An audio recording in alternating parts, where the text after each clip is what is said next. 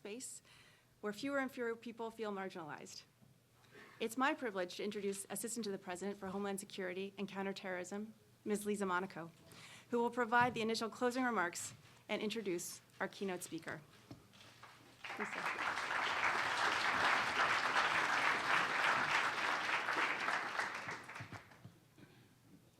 Well, good afternoon, everyone.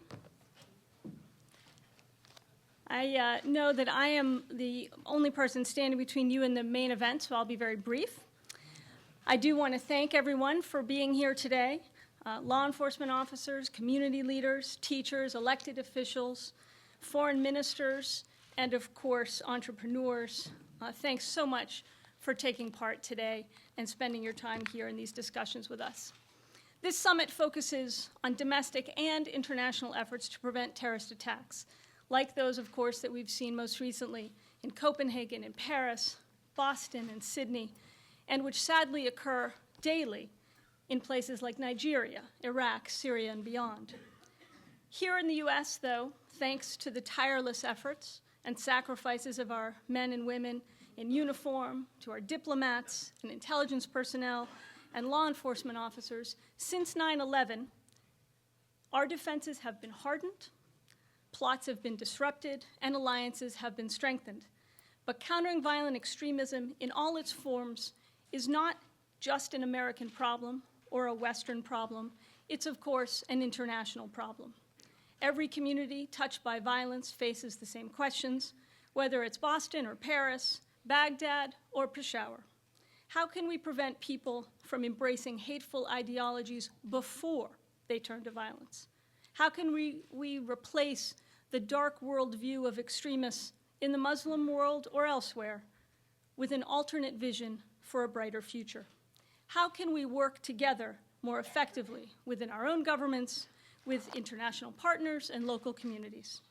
This summit is a place where we're looking to find answers to those questions and to develop action plans that hold all of us accountable as we move forward. Before we hear from President Obama, allow me to just make two brief observations from the last day and a half of discussions. The first is, of course, that governments cannot meet this challenge alone. As you've heard from Vice President Biden and others, it's local communities, teachers, religious leaders, coaches, family, friends. Those are the people who are best equipped to provide an alternate path before someone is radicalized to violence. While governments can help, ultimately the solutions will have to be rooted and found in local communities. The second point I want to emphasize is that countering violent extremism is a constantly evolving challenge. We've got to keep refining our approach so we can respond to new threats. We can't just rely on traditional tools when we're dealing with internet-savvy terrorists who reach across oceans with the click of a mouse, extremists who exploit young people using Facebook and Twitter. We need to be creative, to think outside the box.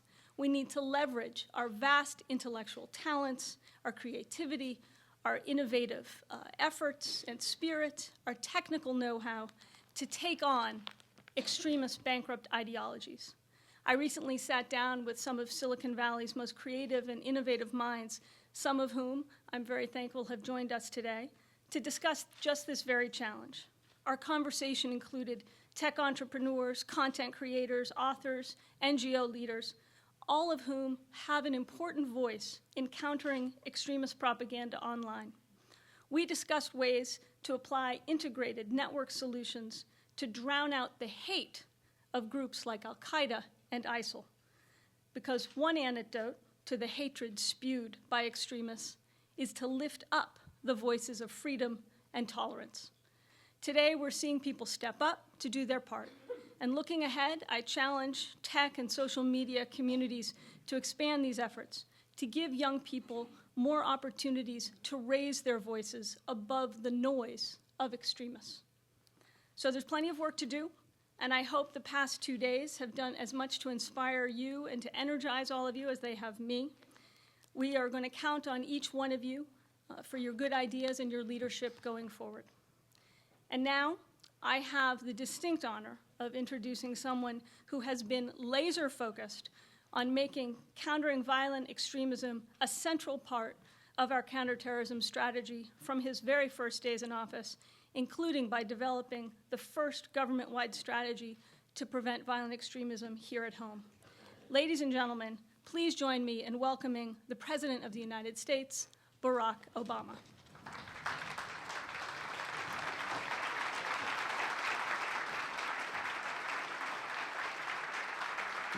Thank you. Thank you so much. Thank you. Everybody, please have a seat. Well, thank you, Lisa, for the introduction. Lisa is an example of the countless dedicated public servants across our government, a number of who are here today, who are working tirelessly every single day on behalf of the security and safety of the American people. So we very much appreciate her. And thanks to all of you for your attendance and participation in this important summit.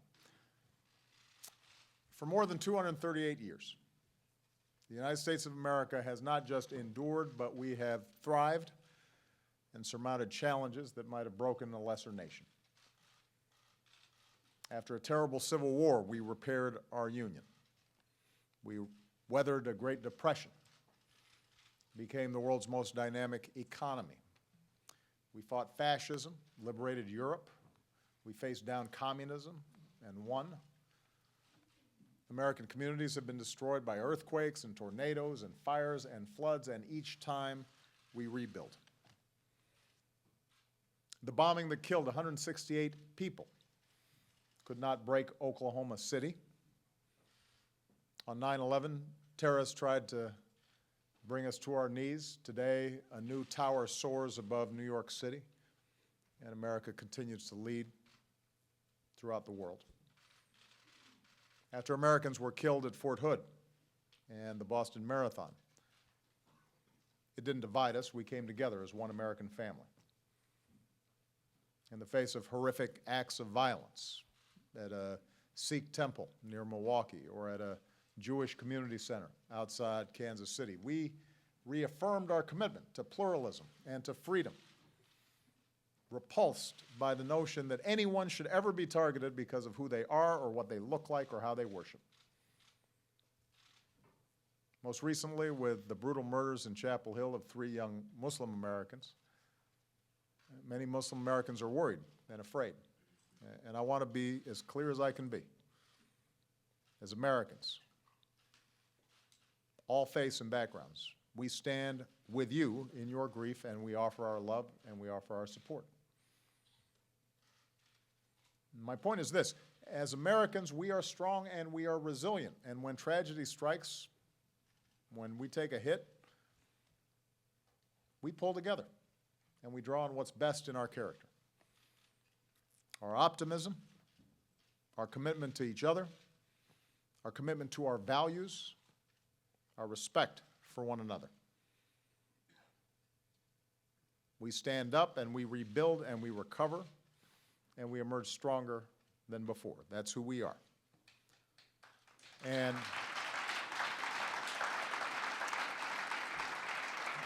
I say all this because we face genuine challenges to our security today, just as we have throughout our history. Challenges to our security are not new. They didn't happen yesterday or a week ago or a year ago. We've always faced challenges. One of those challenges is the terrorist threat from groups like Al-Qaeda and ISIL. But this isn't our challenge alone. It's a challenge for the world. ISIL is terrorizing the people of Syria and Iraq, beheads and burns human beings in unfathomable acts of cruelty. We've seen deadly attacks in Ottawa and Sydney and Paris and now Copenhagen. And so in the face of this challenge, we have marshaled the full force of the United States government, and we're working with allies and partners to dismantle terrorist organizations and protect the American people. Given the complexities of the challenge and the nature of the enemy, which is not a traditional army, this work takes time. and will require vigilance and resilience and perspective. But I'm confident that just as we have for more than 2 centuries, we will ultimately prevail. And part of what gives me that confidence is the overwhelming response of the world community to the savagery of these terrorists. Not just revulsion, but a concrete commitment to work together to vanquish these organizations. At the United Nations in September, I called on the international community to come together and eradicate this scourge of violent extremism. And I want to thank all of you from across America and around the world for answering this call. Tomorrow at the State Department, governments and civil society groups from more than 60 countries will focus on the steps that we can take as governments. And I'll also speak about how our nations have to remain relentless in our fight, our counterterrorism efforts against groups that are plotting against our countries. But we are here today because of a very specific challenge, and that's countering violent extremism. Something that is not just a matter of military affairs.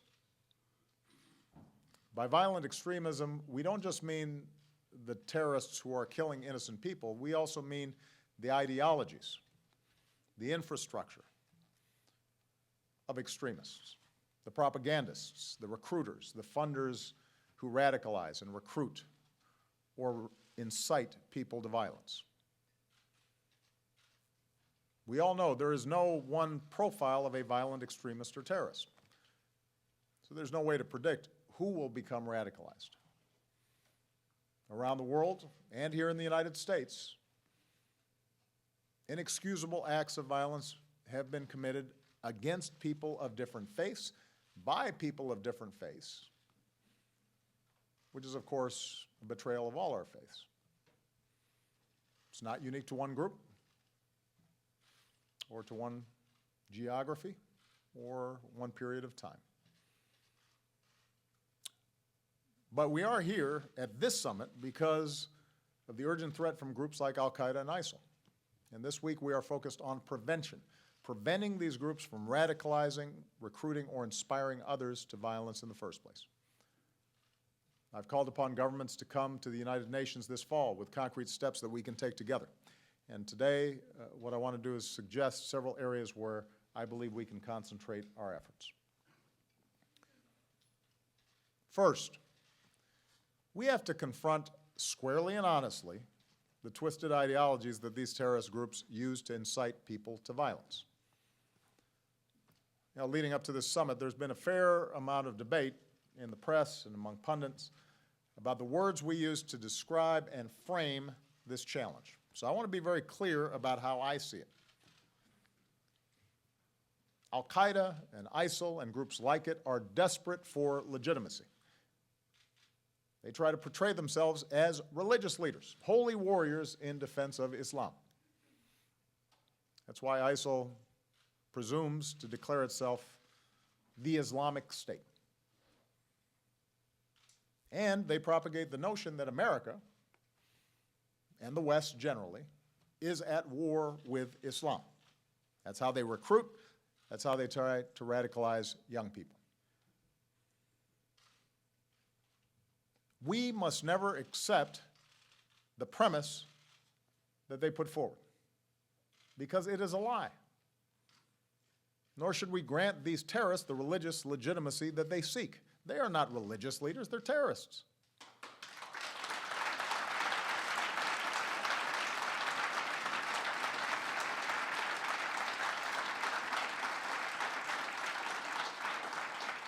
And we are not at war with Islam. We are at war with people who have perverted Islam.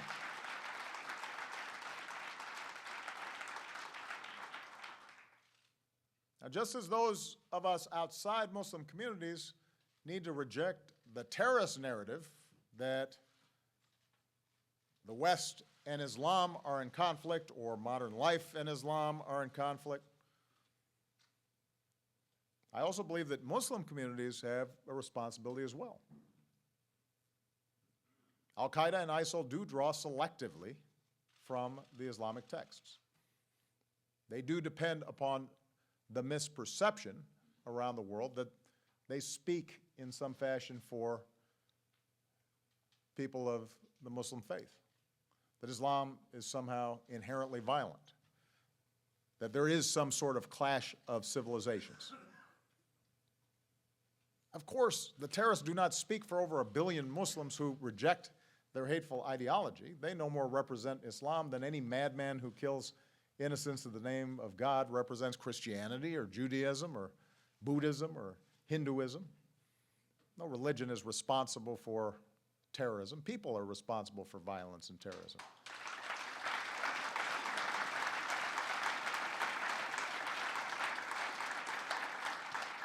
And to their credit, there are respected Muslim clerics and scholars, not just here in the United States, but around the world, who push back on this twisted interpretation of their faith.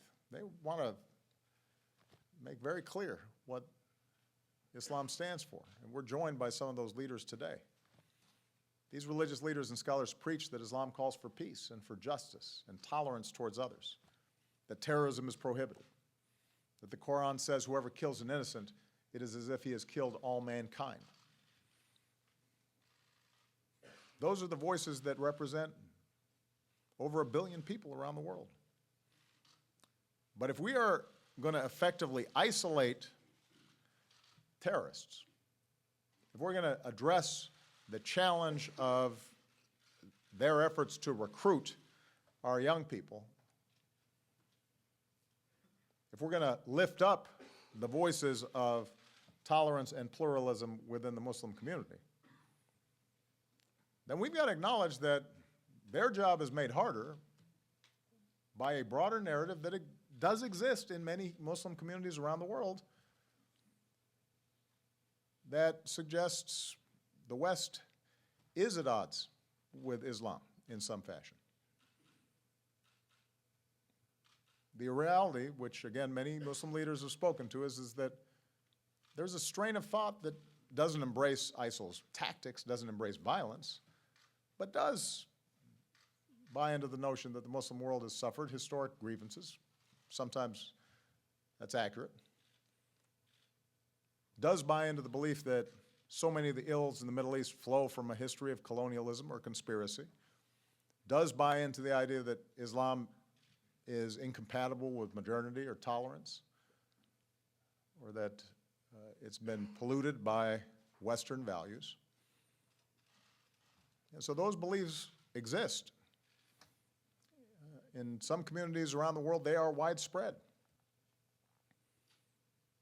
And so it makes individuals, especially young people who already may be disaffected or alienated, more ripe for radicalization. And so we've got to be able to talk honestly about those issues. We've got to be much more clear about how we're rejecting certain ideas. So just as leaders like myself reject the notion that terrorists like ISIL genuinely represent Islam, Muslim leaders need to do more to discredit the notion that our nations are determined to suppress Islam, that there's an inherent clash in civilizations.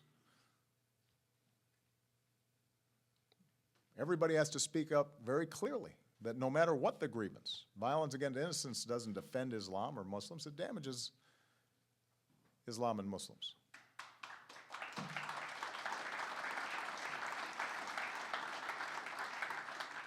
And when all of us together are doing our part to reject the narratives of violent extremists, when all of us are doing our part to be very clear about the fact that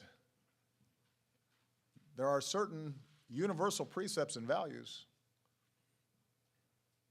that need to be respected in this interconnected world, that's the beginnings of a partnership. As we go forward, we need to find new ways to amplify the voices of peace and tolerance and inclusion. And we especially need to do it online.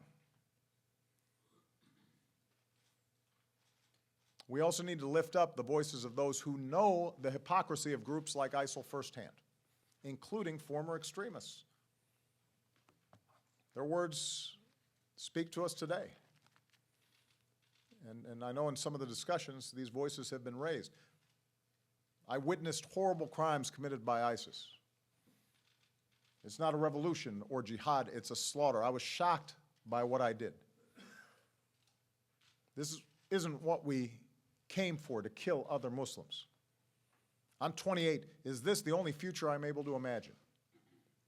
That's the voice of so many who were temporarily radicalized and then saw the truth. And they've warned other young people not to make the same mistakes as they did. Do not run after illusions. Do not be deceived. Do not give up your life for nothing. We need to lift up those voices. And in all this work, the greatest resource are communities themselves, especially like those young people who are here today. We are joined by talented young men and women who are pioneering new innovations and new social media tools and new ways to reach young people. We're joined by leaders from the private sector, including high-tech companies who want to support your efforts. And I want to challenge all of us to build new partnerships that unleash the talents and creativity of young people, young Muslims, not just to expose the lies of extremists, but to empower youth to service and to lift up people's lives here in America and around the world. And that can be a calling for your generation. So that's the first challenge. We've got to discredit these ideologies. We have to tackle them head on. And we can't shy away from these discussions. And too often, folks are understandably sensitive about addressing some of these root issues. But we have to talk about them honestly and clearly. Because, and the reason I believe we have to do so is because I'm so confident that when the truth is out, we'll be successful. Now, the second challenge is we do have to address the grievances that terrorists exploit, including economic grievances. Poverty alone does not cause a person to become a terrorist, any more than poverty alone causes somebody to become a criminal. There are millions of people, billions of people in the world who live in abject poverty and are focused on what they can do to build up their own lives and never embrace violent ideologies. Conversely, there are terrorists who come from extraordinarily wealthy backgrounds, like Osama bin Laden. What's true, though, is that when millions of people, especially youth, are impoverished and have no hope for the future, when corruption inflicts daily humiliations on people, when there are no outlets by which people can express their concerns, resentments fester. The risk of instability and extremism grow.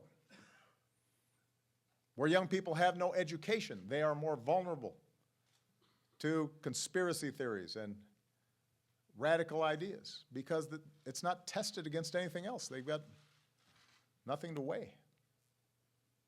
And we've seen this across the Middle East and North Africa.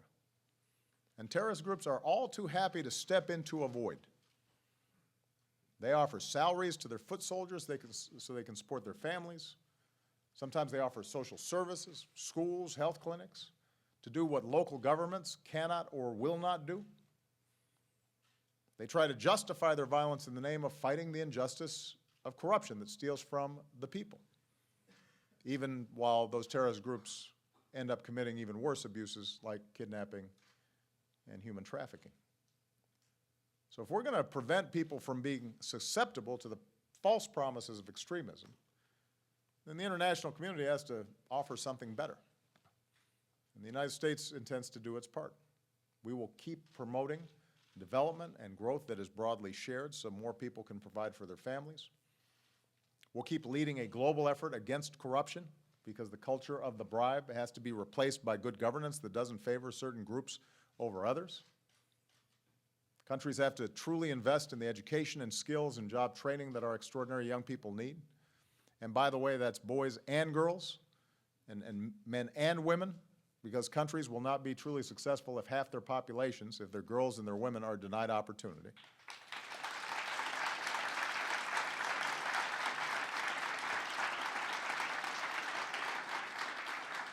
And America will continue to forge new partnerships in entrepreneurship and innovation and science and technology. So young people from Morocco to Malaysia can start new businesses and create more prosperity. Now, just as we address economic grievances, we need to face a third challenge, and that's addressing the political grievances that are exploited by terrorists. When governments oppress their people, deny human rights, stifle dissent, or marginalize ethnic and religious groups, or favor certain religious groups over others, it sows the seeds of extremism and violence. It makes those communities more vulnerable to recruitment. Terrorist groups claim that change can only come through violence. And if peaceful change is impossible, that plays into extremist propaganda. So the essential ingredient to real and lasting stability and progress is not less democracy, it's more democracy. It's institutions. It's institutions that uphold the rule of law and apply justice equally. It's security forces and police that respect human rights and treat people with dignity. It's free speech and strong civil societies where people can organize and assemble and advocate for peaceful change. It's freedom of religion, where all people can practice their faith without fear and intimidation.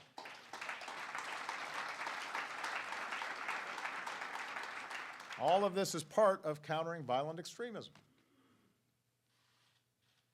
Fourth, we have to recognize that our best partners in all these efforts, the best people to help protect individuals from falling victim to extremist ideologies, are their own communities, their own family members.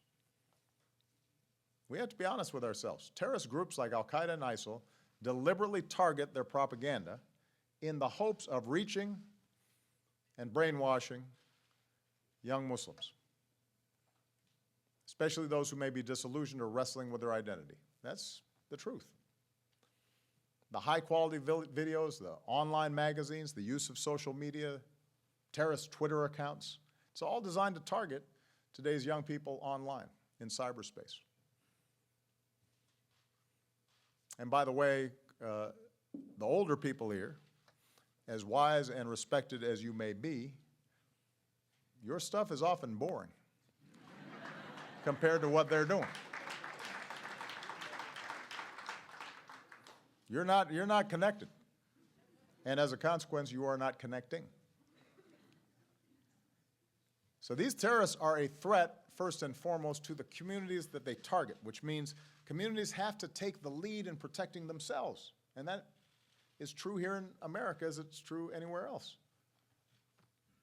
When someone starts getting radicalized, family and friends are often the first to see that something's changed in their personality. Teachers may notice a student becoming withdrawn or struggling with his or her identity. And if they intervene at that moment and offer support, that may make a difference. Faith leaders may notice that someone's beginning to espouse violent interpretations of religion. And that's a moment for possible intervention that allows them to think about their actions and reflect on the meaning of their faith in a way that's more consistent with peace and justice. Families and friends, coworkers, neighbors, faith leaders, they want to reach out. They want to help save their loved ones and friends and prevent them from taking a wrong turn. But communities don't always know the signs to look for or have the tools to intervene or know what works best. And that's where government can play a role if government is serving as a trusted partner. And that's where we also need to be honest. I know some Muslim Americans have concerns about working with government, particularly law enforcement. And the reluctance is rooted in the objection to certain practices where Muslim Americans feel they've been unfairly targeted. So in our work, we have to make sure that abuses stop, are not repeated, that we do not stigmatize entire communities. Nobody should be profiled or put under a cloud of suspicion simply because of their faith.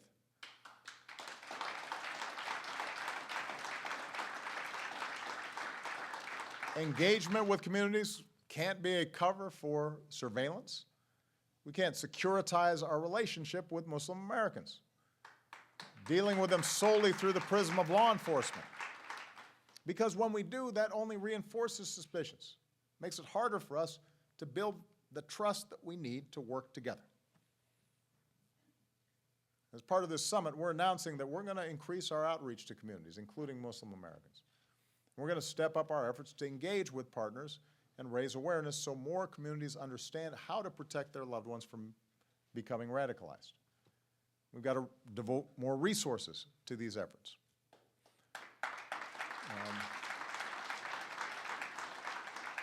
And as government does more, communities are going to have to step up as well. We need to build on the pilot programs that have been discussed at this summit already in Los Angeles, in Minneapolis, and Boston. These are partnerships that bring people together in a spirit of mutual respect and create more dialogue and more trust and more cooperation. If we're going to solve these issues, then the people who are most targeted and potentially most affected, Muslim Americans, have to have a seat at the table where they can help shape and strengthen these partnerships so that we're all working together to help communities stay safe and strong and resilient. And finally, we need to do what extremists and terrorists hope we will not do. And that is stay true to the values that define us as free and diverse societies. If extremists are peddling the notion that Western countries are hostile to Muslims, then we need to show that we welcome people of all faiths. Here in America, Islam has been woven into the fabric of our country since its founding. Generations of Muslim immigrants came here and went to work as farmers and merchants and factory workers, helped to lay railroads and build up America. The first Islamic center in New York City was founded in the 1890s. America's first mosque, this was an interesting fact, was in North Dakota. Muslim Americans protect our communities as police officers and firefighters and first responders, and protect our nation by serving in uniform and in our intelligence communities and in homeland security and in cemeteries across our country, including at Arlington. Muslim American heroes rest in peace, having given their lives in defense of all of us. And of course, that's the story extremists and terrorists don't want the world to know. Muslims succeeding and thriving in America, because when that truth is known, it exposes their propaganda as the lie that it is. It's also a story that every American must never forget, because it reminds us all that hatred and bigotry and prejudice have no place in our country. It's not just counterproductive. It doesn't just aid terrorists. It's wrong. It's contrary to who we are.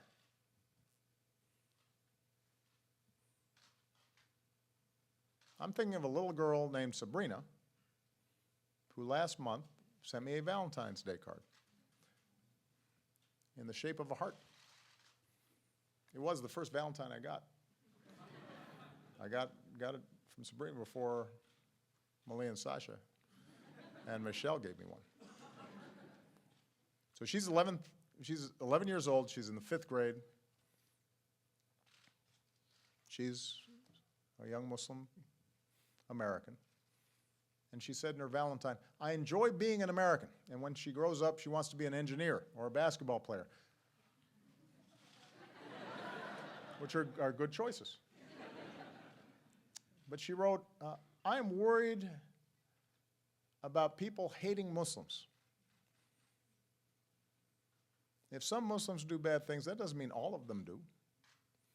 And she asked, please tell everyone that we are good people and we're just like everyone else. Now,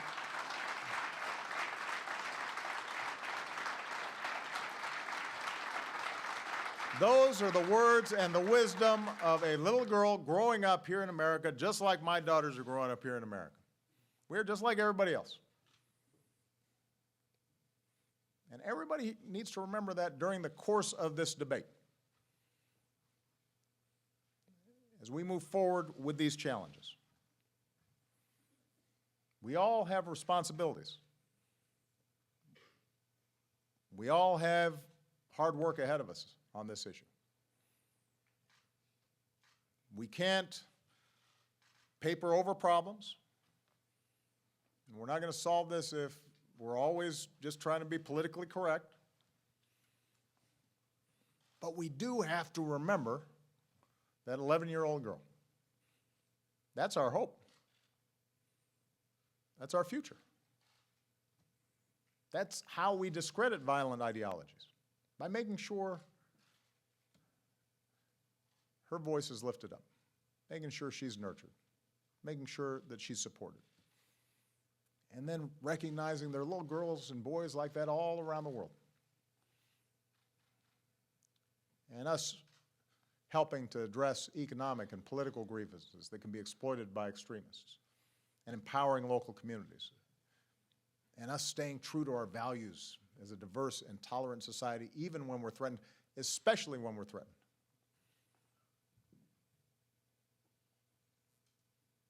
There will be a military component to this.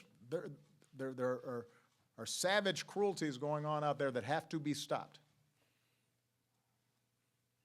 ISIL is killing Muslims at a rate that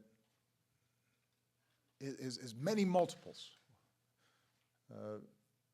the rate that they're killing non-Muslims. Everybody has a stake in stopping them, and there will be an element of us just stopping them in their tracks with force. But to eliminate the soil out of which they grew, to make sure that we are giving a brighter future to everyone and a lasting sense of security, then we're going to have to make it clear to all of our children, including that little girl in 5th grade, that you have a place. You have a place here in America. You have a place in those countries where you live. You have a future. Ultimately, those are the antidotes to violent extremism. And that's work that we're going to have to do together. It will take time. This is a generational challenge. But after 238 years, it should be obvious, America's overcome much bigger challenges. And we'll overcome the ones that we face today. We will stay united and committed to the ideals that have shaped us for more than 2 centuries, including the opportunity and justice and dignity of every single human being. Thank you very much, everybody.